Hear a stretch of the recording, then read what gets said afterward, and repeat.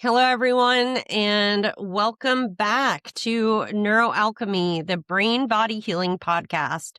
This is the space where science meets soul, where we slow conversations down enough to understand what's happening inside the human system, and where healing is explored as a multidimensional journey. I'm your host, Dr. Sarah Young.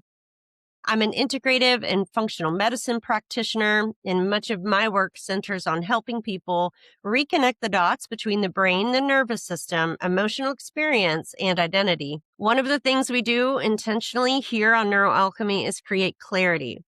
Because when something feels overwhelming or confusing, clarity creates safety. And when the nervous system feels safe, it becomes possible for us to reconnect, to reflect, and for that change to begin to occur. Before we begin, just a little gentle note. If anything in today's conversation feels tender or activating, you're always welcome to take a pause, take a breath, and return at your own pace. Remember to be sacred with yourself. Today, I'm joined by Suzanne Wells. She's a somatic, trauma-informed coach whose work brings together nervous system science, intuitive awareness, and energy alignment to help people return to a sense of embodied safety. Her journey began through supporting her children through anxiety, school refusal, and stress-related symptoms, which opened a deeper understanding of how the nervous system responds to perceived lack of safety. What I appreciate about Suzanne's work is that it gently shifts the focus from behavior to regulation, from fixing to understanding, and from control to connection. Suzanne, we are so happy to have you here on NeuroAlchemy. Thank you so much. I'm so excited to be here, and your work is just amazing and so needed in this world, isn't it? Yes, I think so too. Before we begin, I always like to start with a gentle arrival. How are you arriving today, whether that's physical, emotional, mental, spiritual, or otherwise? Yeah, good. Yeah, here feeling good. It's a Friday afternoon here in Liverpool in the UK. So I know we're on slightly different time zones. But my son, speaking of which, well, I'm sure I'll mention, just arrived home from university. So that's nice to have him with us. But hopefully he won't make too much noise. But we'll go through it. Yeah, I so I'm love good. that. That's so wonderful that you get to have him. It's always amazing when they get older, right? It's always a joy to have them back around. I know both of my two girls are grown, and that's always wonderful. Thank you so much for sharing that with us, and for all of our listeners out there. However you're arriving to this conversation is enough. Before we go deeper, I'd love to ground a few terms just so that our listeners feel oriented. We're going to talk about things like safety, regulation, and intuition, and those things can mean different things to different people. So let's start here. When you use the phrase embodied safety, what does that feel like in the body? Well, I think for me, it's coming back into the body and understanding that whatever we're doing, whatever our behaviors are, and however we're responding to things, we're doing it from a place that we are keeping ourselves as safe as possible with the tools that we know how to at that time. And I think once we start to venture into awareness and we can get an understanding of actually what's going on and what's triggering our sense of unsafety, which might trigger that responses within the body, an actual physical response, whether that's, a dysregulated nervous system, we can start to understand that at the heart of that, our body is an amazing thing and is keeping us safe. But when we start to get to know what is it that's at the core of that, that's triggering that nervous system response. So what is at the core of where we're not feeling exactly safe in our bodies? And a lot of the work that I'm doing now and which started my process of learning this, which came from being a mum and then also looking at my own journey from childhood to adulthood and seeing what's happening within that of when I don't feel safe and when my children don't feel safe. And a lot of the time that can be linked back to a deeper core wound around self-worth. And it's always been, a passion of mine to increase people's self-worth, because I think when we're raising our own self-worth, we can feel safer within ourselves. So we can stop that triggering of that automatic responses that which make us react rather than respond, that make us look into other behaviors that may be detrimental to us, but have been there as a purpose to keep us safe. So it's all centered around coming back into the body, knowing that whatever we're doing, it's got a loving effect to keep us safe. But when we can raise our own self-worth, we can put our self-trust at the core of that and know that we are safe in our judgments, in our actions, in our thoughts, and we can live a more embodied life. Because I think once we know that this sense of keeping us safe triggers all these responses, we can see them for what they are, and we can give them some love, and ourselves that self-compassion as well. So I think that's at the heart of that embodied element. Thank you. You also mentioned nervous system regulation. How would you explain that just in simple everyday language? So again, the nervous system is again an amazing system that we have in our body that is there to keep us safe. And really it came to me when my daughter had suffered from anxiety. She started to refuse to go to school, and I could see that this was triggered from something that wasn't keeping her safe internally.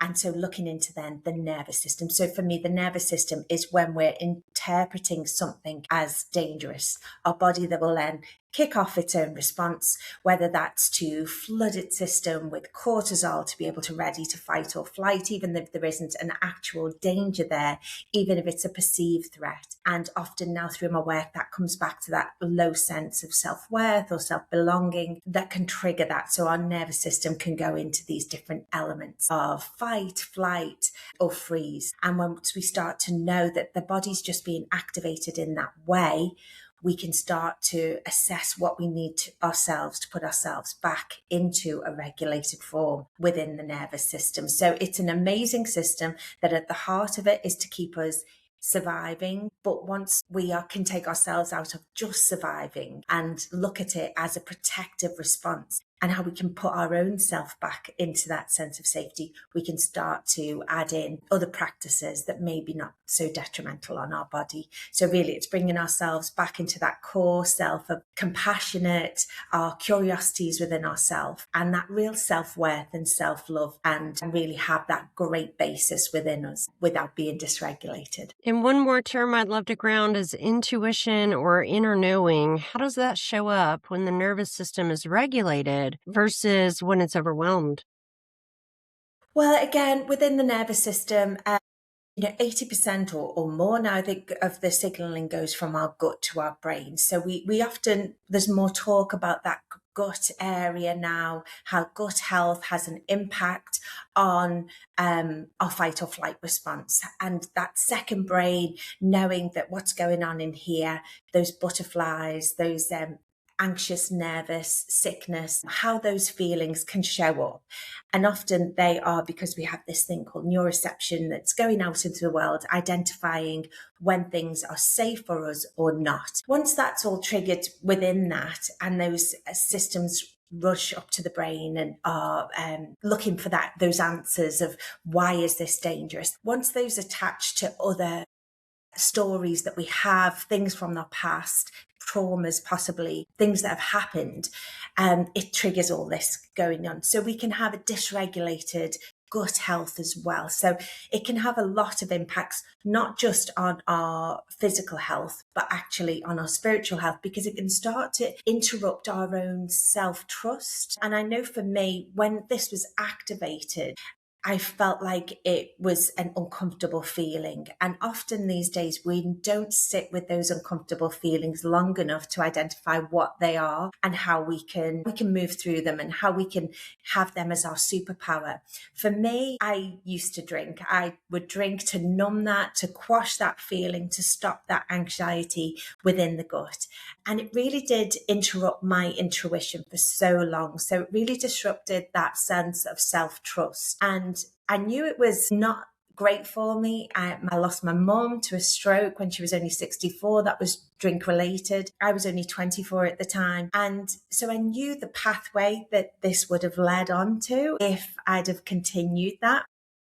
But it was there as a supportive mechanism at the time to stop me from feeling these other uncomfortable thoughts, feelings within the gut. So once I started to really tap into knowing what was best for me, that I was safe enough to take that use of alcohol out of my life and really then align with my own intuition again, I started to use all the energetic centers again, especially the solar plexus, which I just love, to increase that sense of self-worth and that courageous me that I knew I could be, but I was quashing it for so long. So I think once we start to understand within the body, looking at our gut, looking at our actual physical gut health, but looking at those feelings that we get, and if we are trying to quash them, why are we trying to quash them? And started to lean into that for myself as well. I could see then these protector parts for what they were.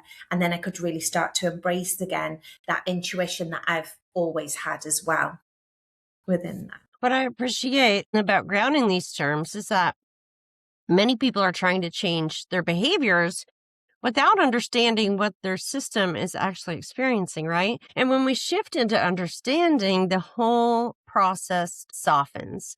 You shared that your journey began through your children's experiences with anxiety and stress-related symptoms. Tell us a little bit more about that. What were some of the earliest signs that safety rather than behavior was that deeper root? Yeah, absolutely. So with my daughter, she suffered from a lot of anxiety, which would show up at home. So this would be trouble sleeping, separation anxiety was a big one. And she'd, absolutely hated school. She hated the school environment. But again, at that point, I didn't really know what the alternatives were. So I was trying to lead her into some form of regulation with that. And often we'd come back to that. And this was intuitively, again, before I started to actually add the science into this, that you are safe. Within this moment, is there anything attacking you right now? Are you safe? And this started to help. But she had leg pains. She started to put on weight. Got to the point which was 2 years ago, she just flatly refused to go to school. And I could see, because I'd started to educate myself around this space and around this knowing, I could see that that was, an absolute protector part. She just could not face going into school and putting herself. She's dyslexic, well, on the pathway for ADHD as well. But as taking that aside, there was a trigger of not feeling safe within that environment. Then my son also, he had a really distressing event that happened online. I can't go too much into about that, but sometime after that, he started to develop alopecia areata. So there was sections of his hair started to fall out, his eyebrows, eyelashes, lost them. So obviously that triggered my nervous system, because at the time, I didn't know what was happening or where this was coming from. And he was only 14 at the time. So, such an impactful age to be watching that from your son go through. But once I started to learn about this and seeing how this dysregulated gut health can trigger the inflammation, and alopecia areata is actually an autoimmune. So there was inflammation going on there, driven from a stress-related incident that was, it was really quite distressing at the time for him to have to go through that. And then 3 months after this, it was then the hair started falling out. So all these links that came in, it just led on this pathway that I knew that there was physical symptoms arising from a perceived threat. So his body was still operating from that sense of danger. And it was trying to put that back in again, that, to regulate that. He was also going through some exams at the time within school. So there was a lot of things that was happening. So it did, once I started to learn about this space of somatics and being trauma informed and knowing that, that perceived danger, even though there wasn't anything in the house, this was something that happened online, it affected him and triggered this response. So started to learn all about that. So I could see that there was physical symptoms, there was an emotional dysregulation that was all happening, and it all came back to this sense of safety or feeling unsafe within the nervous system. And especially for my daughter, she could be a very different person in school. So she masked it heavily in school. So she'd be in school environment and she would, had a big smile on her face. She would be very compliant. But I could see then there was a very different child at home that was very unhappy in that situation. And this was all masking it. But that now looking back at it, that was an absolute protector part, a safety response, a playing small, hiding away in school, not letting anyone in school knowing how much she was struggling with the dyslexia. So it did really lead me on this pathway. I suppose as a mom, that intuition then kicks in, but we're living in a society that, you have to go to school, you have to do this, you have to do the other. So trying to lead and, steer them in a way, but equally knowing that they've got to the point where their nervous systems were just so dysregulated in that sort of environment, which led to her coming out of school then and led to me sort of furthering this education and wanting to help others to be aware of this now so that they can manage their symptoms before it actually gets to a physical symptom. Yeah, this is something I see quite often. What looks like behavior on the surface is often the nervous system communicating that there's something deeper going on. And you're right that it all starts with awareness. Many people are living in survival mode and they're not even realizing it. How do you help someone begin reconnecting with safety when their system has been conditioned to stay in that survival mode? Yeah, that's such a great point, because I think then once you do tap into that self-trust within yourself, that's such a key element, but it can take people a while to get to that when they've had anxiety or low mood, depression, and they've had that those behaviors equally to keep them from feeling that real sense of a core wound of not belonging or unlovable or low self-worth. And I think once we can start to educate people, give them the awareness of this is actually what's going on in your body. You are absolutely doing the right thing with the tools that you know, but let's give you other tools that you can start to increase your self-worth, something that doesn't make it feel too uncomfortable. Because sometimes I know within the work, when we've used things like affirmations, if we try to say to someone, tell yourself you love yourself, and they're not at that point, that can trigger them into more dysregulation, because then they can be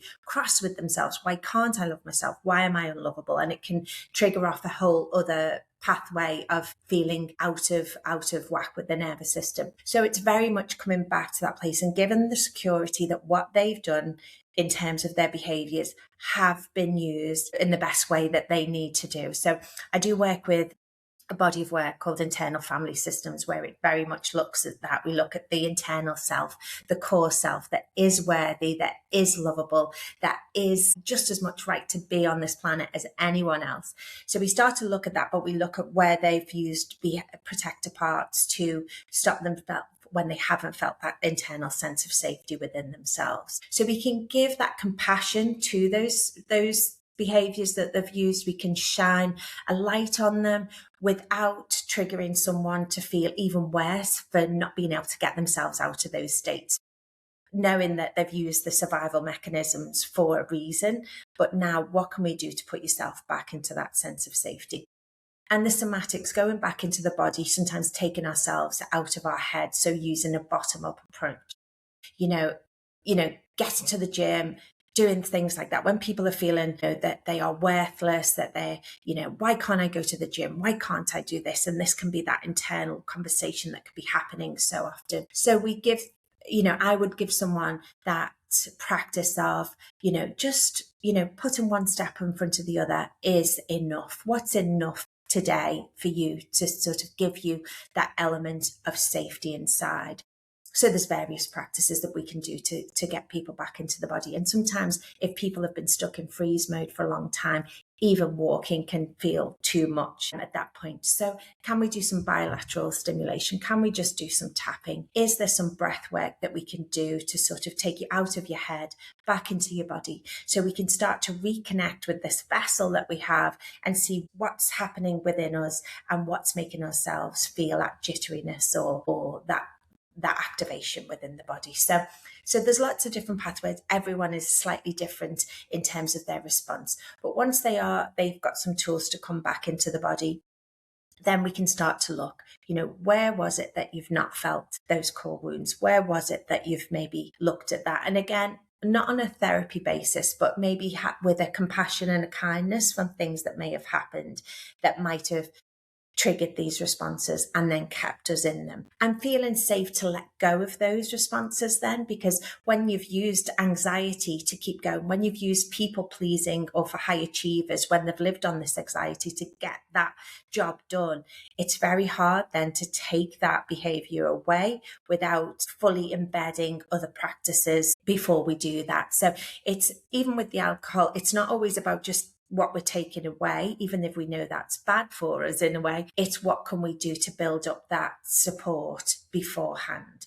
And they may be other practices like, a gentle movement or like a breath work, and just some simple steps to sort of get out of the head, back into the body, and start to build up those tools that we can have to get through that part. From a nervous system perspective, survival responses are intelligent, and they're not meant to be something that we eliminate, but they're something that we use as a tool to help us understand what's happening within our beingness in order to gradually shift, right? And you're right about the awareness, because if you're not aware of what's setting you off, if you're not allowing yourself to be in a space where you can really connect with yourself, then it's really difficult to create change from a place that you're not aware of yet. You speak about intuition as well as spiritual coherence as part of the healing process. And by the way, I couldn't agree more.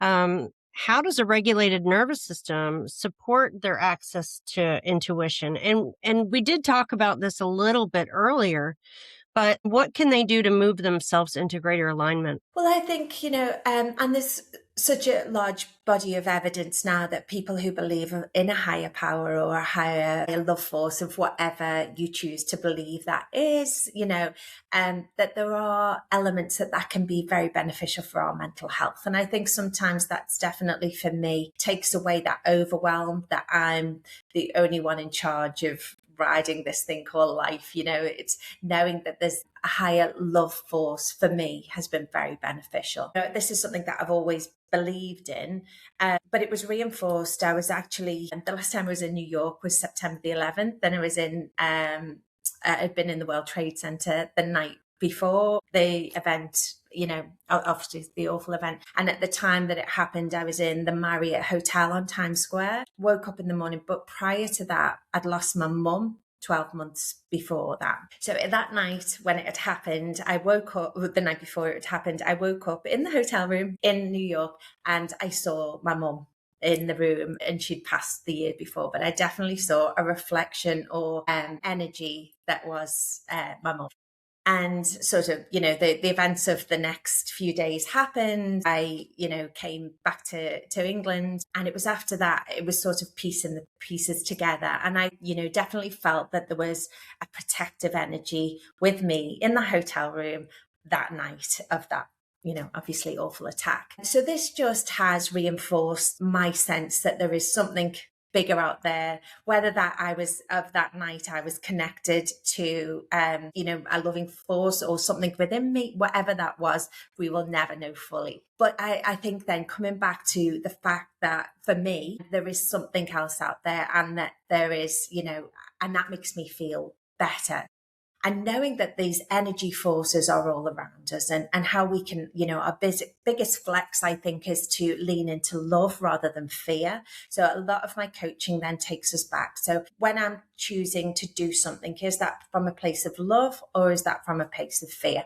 And fear can have been used to keep us safe. That can be linked in with our, nervous system, our protector parts, our, all that element of it. But actually, when we can get back to a sense of love, that we're doing something from that energy of love, I feel that's our biggest flex, and how we can even create more, more in the world and more in our own world when we are aligned with that sense of love rather than fear. So that intuition, I think, for me, brings us back into, I doing this from that sense of love?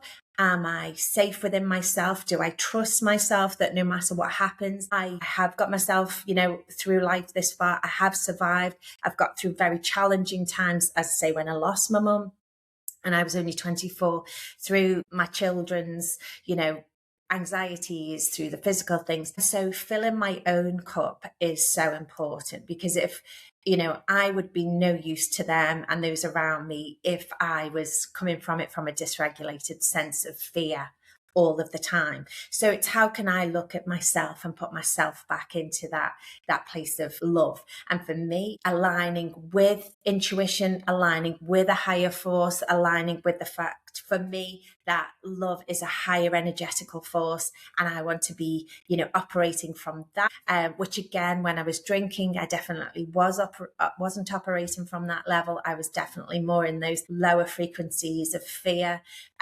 So for me, embodying that and now being able to align with that. And I think it's hard for people to maybe believe that. Some people might not believe that. I experienced a visit from, my mum in the hotel room that night. However, for me, that gives me peace. It gives me, more of the knowing of this world.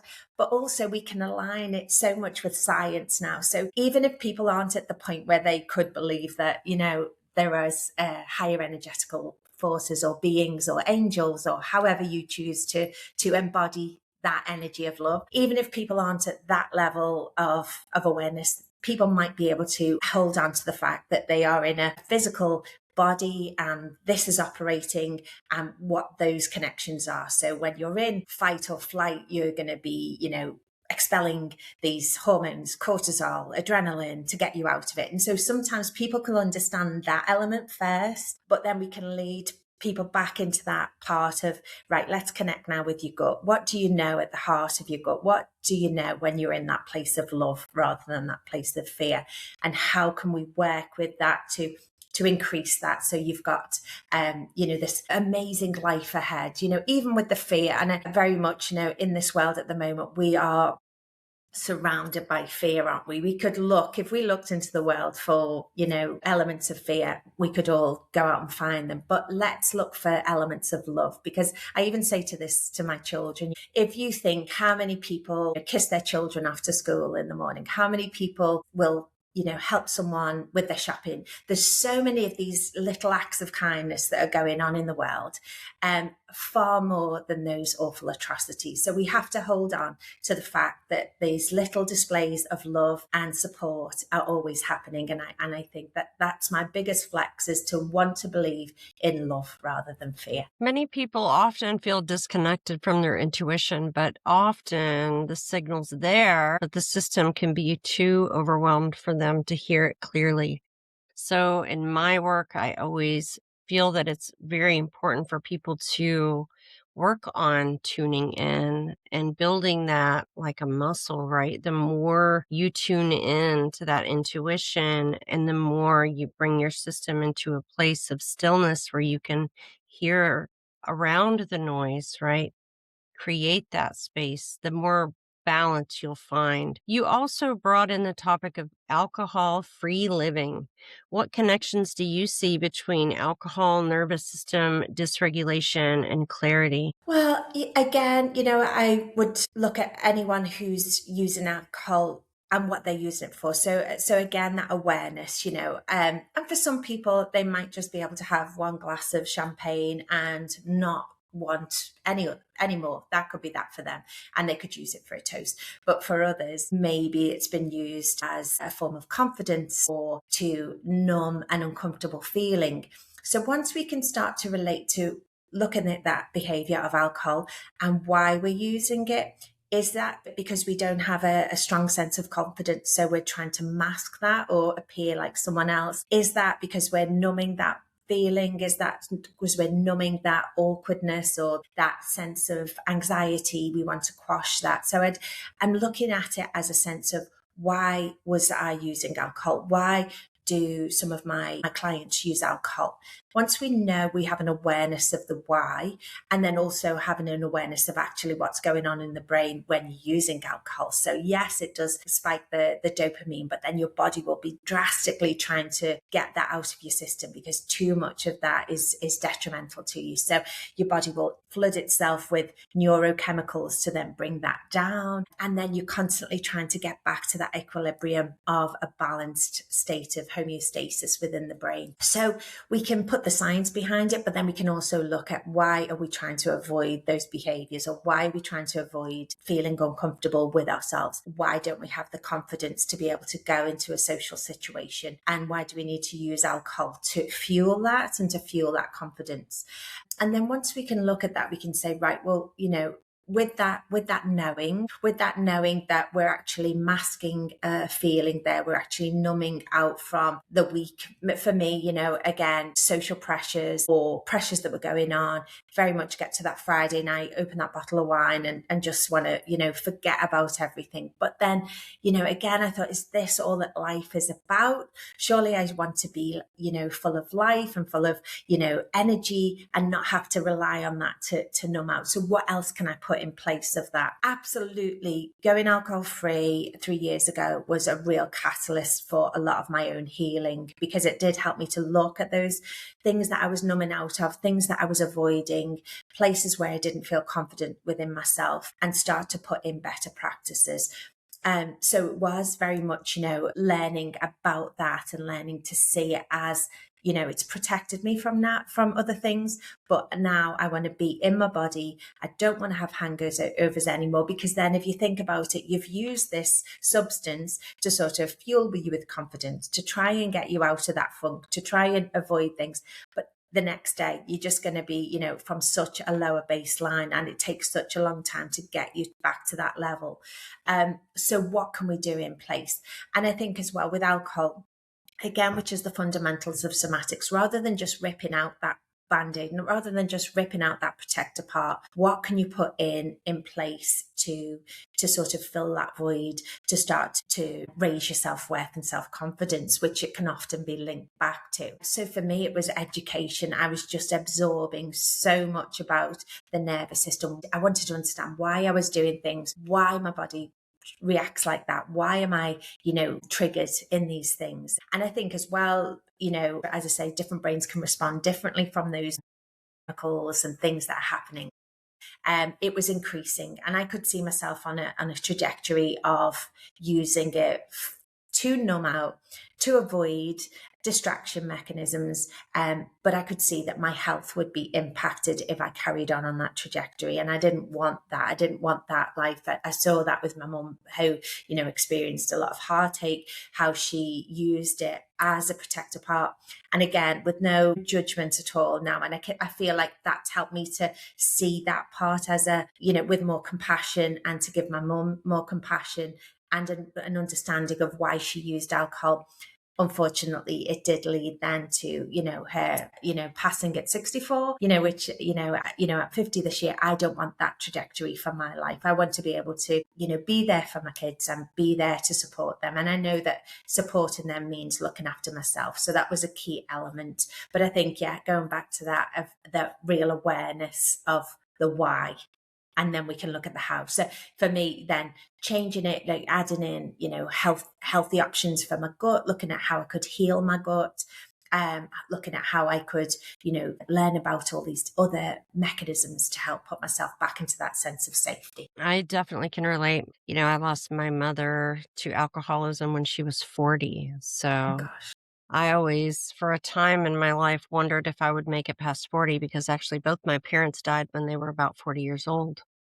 Luckily, I have made it past that mark, so I am still here. And, all of this is so powerful, because so many coping strategies feel helpful in the moment, right? But they can disrupt our long-term regulation, our long-term awareness. For someone listening who feels overwhelmed or disconnected, what is the most compassionate first step that they can take? Well, I think that is there in a nutshell, isn't it? And I'm so sorry to hear that you've been through that, and you're here, and now you're using your gifts to help so much, and that must be really a powerful tool for yourself. But I think coming back to yourself, knowing that if you are doing too much for everyone else just to try and feel better in yourself, it's all about awareness. So if you are feeling unsettled, if you know that you're using food or alcohol and it's becoming detrimental on your physical health. And you also know that deep down that that's having an impact maybe on your mental health or where you are.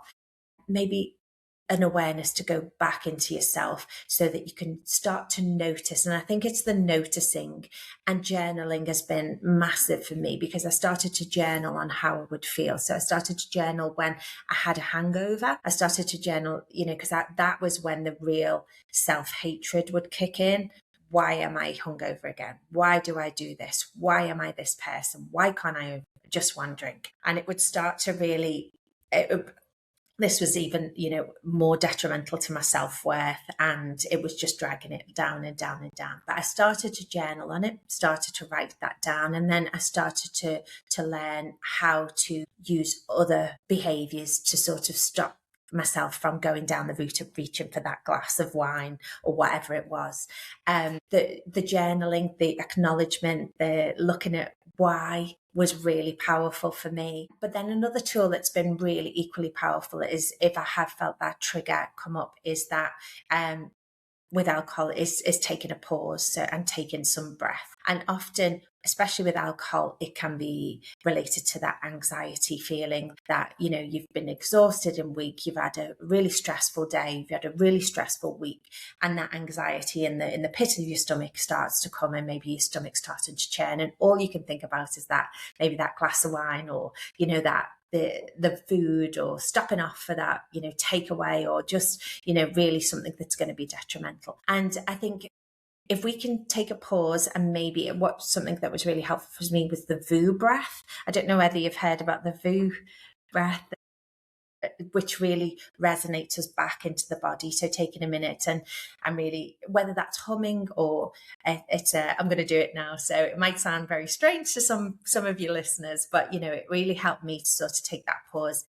It's a low resonating sound, and we can do it in the sound of a VU. This it switches us from our sympathetic, it takes us back into the ventral nerve and back into parasympathetic mode. So anything within the nervous system, when we start to learn about it, and obviously we've got the sympathetic nervous system and then the parasympathetic nervous system. And anxiety can often come from when we're flooding ourselves with that sympathetic nervous system, but we also have that parasympathetic nervous system that just doesn't know what to do, and this push and pull can often trigger those anxieties. So if we can take ourselves out from the head, so anything that's triggering that response of that stress, the relationships, money, whatever it is, look at how we would normally have protected ourselves from feeling that, but then maybe just give ourselves a pause and go into that VU breath, take ourselves back into the body, have that resonating, and just give yourself that minute. Then whatever you do after that, you can look at it with love and compassion.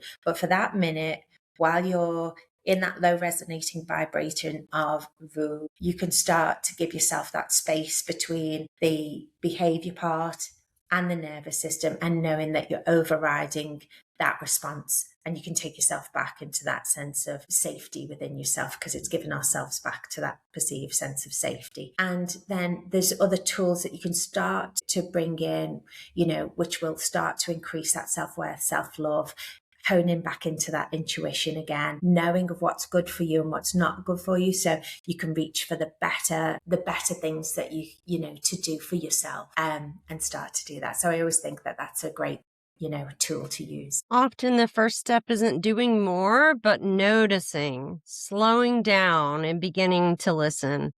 We always end our conversations with what we call a micro practice invitation, which isn't a big protocol or perfection, but just a small, meaningful practice listeners can explore every day over the next week. And I know you've given a few things today, and feel free to use something like that. But for this space, what's one simple practice someone could begin using to reconnect with their body and their sense of safety? Great. Well, I this is again with the VU breath, certain breath techniques is very helpful. But again, the butterfly tapping is probably my all-time favorite to, again, come back into the body, because again, we're using something physical within our body. This, again, it triggers that bilateral stimulation. So flipping us from that sympathetic back into the parasympathetic, back into that resting and digesting mode, moving us towards that ventral vagal. So within the body of work that I use as well, we look at the traffic lights of tolerance when we move in through these different systems, whether we start to notice whether we're in sympathetic or parasympathetic, or where we're in that safety and connection zone. So again, if it feels comfortable to do so, and again, learning what feels comfortable for you and what you feel is good for you. The butterfly technique, I think, is very powerful. So this is where we cross over our thumbs, we place them at our décolletage area of our neck, and then we just start to gently breathe, but we'll alternative tapping through the hands as well. And that is sometimes because walking is amazing. Walking is a great tool, especially being in nature to help us ground. Suzanne, if you could, some of our listeners might be not able to see you. They might be on a Right. platform where All they're right. only able to hear the instructions. And I was just Right. noticing that I wouldn't be able to follow that. Could you describe Yeah. that position again with the hands? Of course, of course. So this would be, if you put your two hands up in the air and then you would turn them round so your palms are facing you, then you would cross them over so your two thumbs are connected. So you're making kind of like angel wings with your hands. You would then place the hands onto the upper part of the chest with the thumbs in the center. And then you would then take alternate taps with the hands. So moving right, left, right, left, just small taps. So you're kind of making a butterfly shape with the hands. You're placing them onto your chest with your two thumbs right in the center of around your clavicle area. And then you would alternate the tapping then with each hand, going backwards and forwards. And again, the main use of this is to take you out of that sympathetic state and put you back into that parasympathetic state. Bilateral stimulation is a great element for anything when you're feeling unsettled. Again, with just some slow, calm breaths, has been really helpful to me when I've felt that overstimulated nervous system. When I can feel that anxiety creeping up, and sometimes you don't know what to do. If you can just pause, I say, do the butterfly tapping, give yourself a minute with some breath, and then it gives you that space between that reacting and it's responding. So we can look at what, you've got a tool there. And I always think if you can build up your own toolkit to get you out of that overstimulated part at that precise moment, then you can move back into that sense of safety. And that is a great hands-on, literally tool to help you to do that. And you start noticing, as you say, which is amazing, the awareness is key. So when you've used that, maybe then journal. Maybe write, how did that help? Did it, you still might be activated, but did you come out of that activated zone in a quicker time this time? Can you start then seeing, because when we're activated and literally the blood flow is away from our prefrontal cortex, the brain's not engaged at that moment in time if we're activated sometimes in that sympathetic. So anything that you can use, and definitely those somatic tools to have in your toolkit to bring you back into that sense of safety, to bring you back into that parasympathetic, is such a key. And think how much good you're doing to your system then. So you'll be down regulating the adrenaline, you'll be down regulating the cortisol, all those elements that are flooding around your body, and you'll put yourself back to it. So in that precise moment, you are safe. And you can start to build up your self-worth around that. So you've got more tools to get you out of those activated states. Before we close, one final question. What do you most hope listeners remember about themselves after hearing our conversation today? Well, really, that whatever you are doing, that is totally understandable. And praise yourself for getting you through life, through the challenges, through the hardships, through everything that's gone on. When life is lifing, you are here and you're still showing up. And the fact that you're listening to podcasts, looking for those answers, that you are absolutely worthy of getting to that future self that deep down you are, and that life that you want and you can't, that is achievable. But start with the self-compassion first. Start with that. then maybe you can look and have an understanding of why those behaviors are coming in.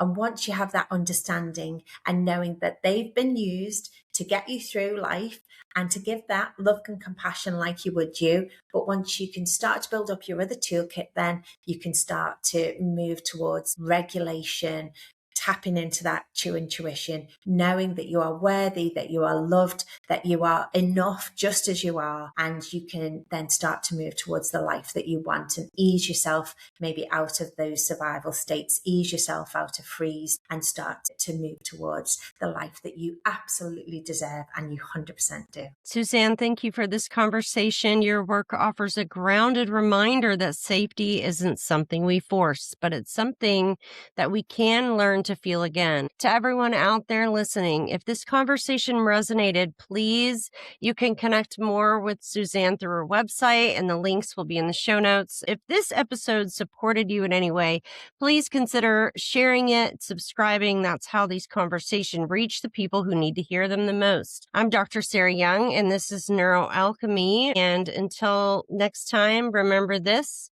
you are not broken. You are becoming. Bye for now.